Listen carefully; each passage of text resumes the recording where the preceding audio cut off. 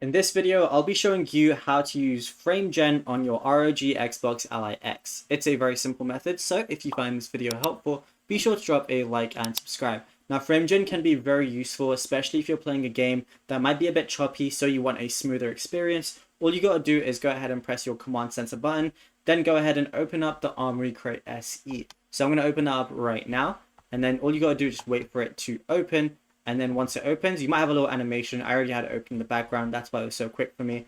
But all you want to do is go to performance, which is this option right here.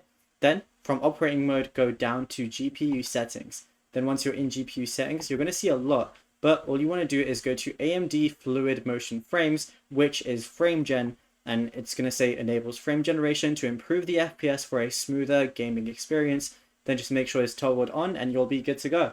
Now, if you found this video helpful, be sure to drop a like and subscribe, and also be sure to check out our other ROG Xbox Ally X videos on this channel.